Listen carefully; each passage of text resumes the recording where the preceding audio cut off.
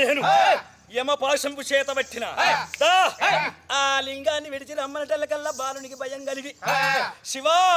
శివాని లింగాన్ని అలుముకునేవో దేవుడు అయ్యో లింగాన్ని అలుముకునేవో దేవుడు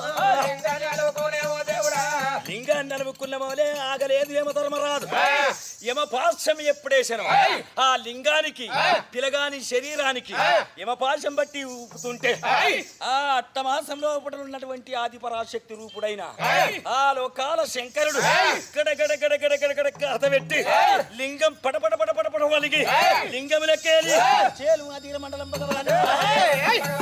అధీర మండలం భగవాన్ రాజోది మండలం భగవాన్ పక్కున్న శంకరుడు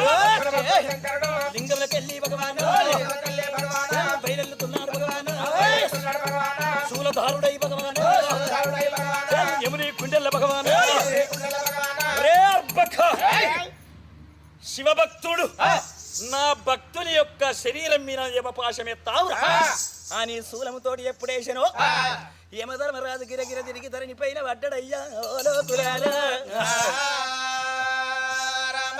శంకరుని పాదం పట్టుకున్నాడు 16 సంవత్సరాల మార్కండేయుడు శంకరుడు ఆనందపరుడవై చిరంజీవ